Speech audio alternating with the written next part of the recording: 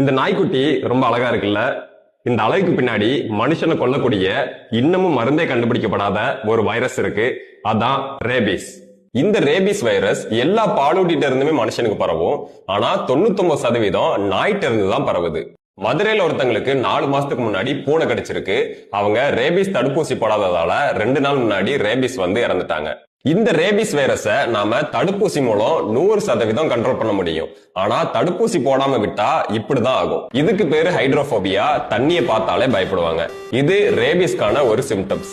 இந்த சிம்டம்ஸ் வந்துட்டா எந்த மருந்தாலையும் நம்மளை காப்பாற்ற முடியாது. 100% சாவு உறுதி. ஒரு வெறி நாய் நம்மளை கடிச்ச உடனே ரேபிஸ் பரவாது.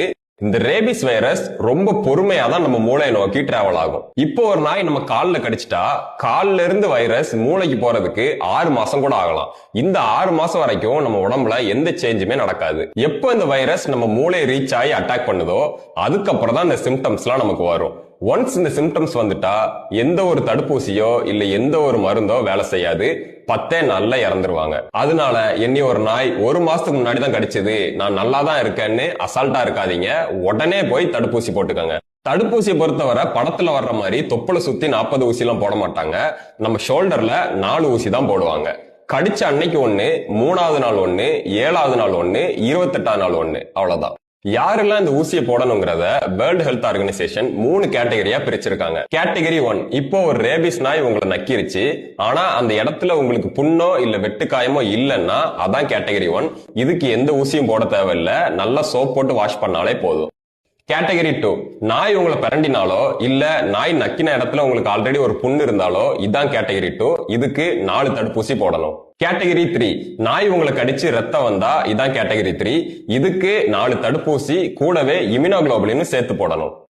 இம்யூனோகுளோபுலின்ங்கிறது என்னன்னா, இப்போ நம்ம தடுப்பூசி போட்டா அந்த தடுப்பூசியில இருந்து எதிர்ப்பு சக்தியை உண்டு பண்ணவே நம்ம உடம்புக்கு 2 வாரம் ஆகும். இந்த 2 வார டைம்ல நமக்கு ரேபிஸ் தாக்கிடக்கூடாதுல்ல, அதனால ஒரு சேஃப்டிக்காக எதிர்ப்பு சக்தியவே டைரக்டா கடிச்ச இடத்த சுத்தி போடுவாங்க. இதுக்கு பேரு தான் இம்யூனோகுளோபுலின். ஃபைனலா சேஃப்டி பிரிகாஷன்ஸ் என்னெல்லாம் பண்ணலாம்? ரேபிஸ் பேஷண்ட்ல 10ல் 5 பேர் 15 வயசு கீழே உள்ள குழந்தைங்க தான். காரணம் என்னன்னா, அவங்க நாய் கடிச்சா பயந்து போய் வீட்டுல சொல்லாம மறைச்சிருவாங்க.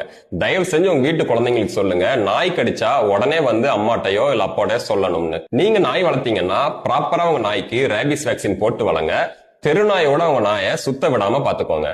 தெருநாய்களுக்கு தாராளமா சாப்பாடு வைங்க.